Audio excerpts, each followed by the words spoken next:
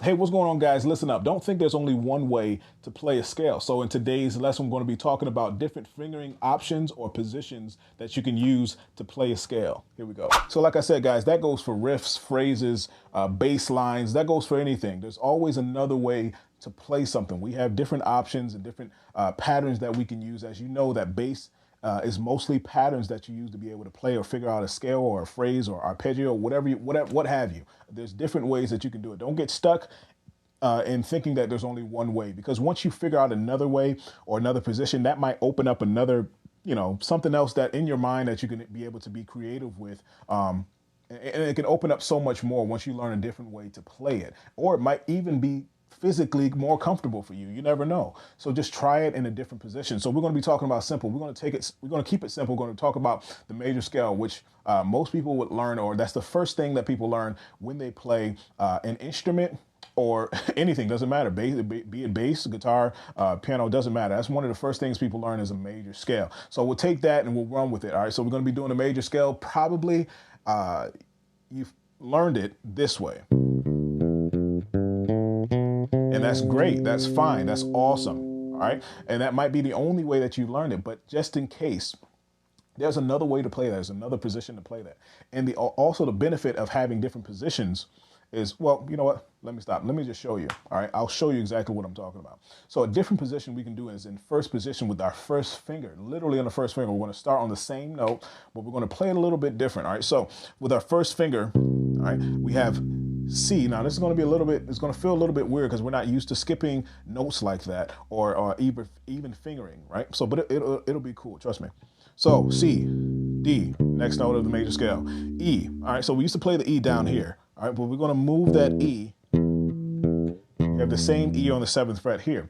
So you have whole step, whole step, whole step. But that's the only difference between that. You're stretching your fourth finger to that E. But now you're already covering a little bit more ground. All right. So it's going to get interesting in a little bit. So next note, F. We're going to bring it down. All right. It's going to be a little bit of a stretch, especially because of where we are. But don't worry about it. It'll get easier and easier over time.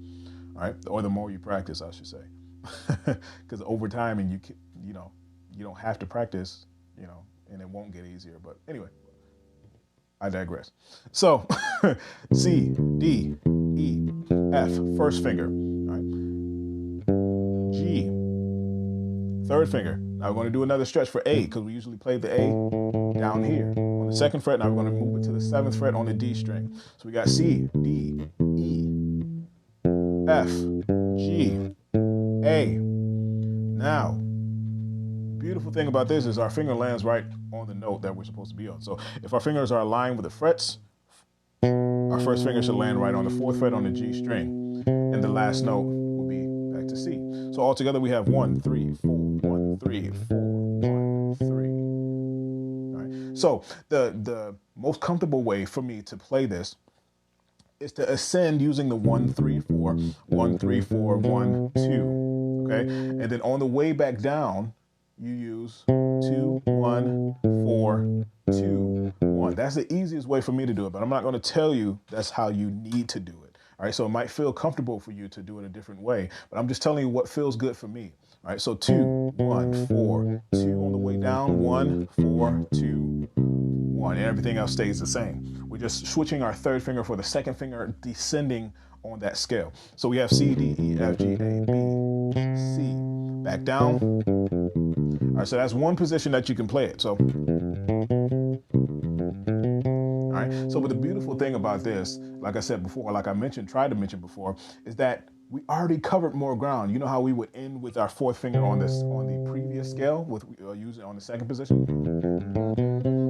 All right, so we would have to, anywhere we go, we would have to shift or do some type of shift to be able to make a next note or make another note. So if we play it this way, if we wanted to keep going with the scale, we have the next note available. We have that D with our fourth finger available. So we're already covering more ground with a different position. That's one of the benefits of playing something in a different position, right? So,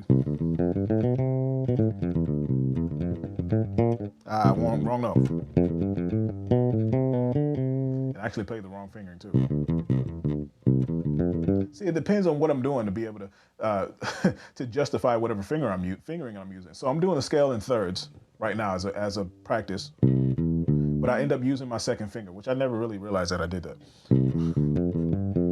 But for some reason, doing that exercise helps me. I guess because I'm going back and forth with the thirds, kind of switching back and forth, alternating between the notes, ascending and descending. It makes it easier to use the second finger versus the third finger. If you're following me, I want to make sure I'm not going too fast. But anyway, that's just something that I just noticed just now. But anyway, like I said, the benefits of having that different position, you're able to cover more ground. Right. All right. So now let's go to the next position. I do fourth position. All right, basically meaning that we're starting on the fourth finger. So we'll start on on our fourth finger, but we're going to move this up. We're going to move this up to the E string, to the C on the E string, our eighth fret. All right, so you're probably thinking like, how am I going to finish this scale if I'm already starting on my last finger? What am I going to do? All right, guys, if you have any questions or requests, you already know what to do. Just leave a comment down below, and I'll get to them as soon as I can.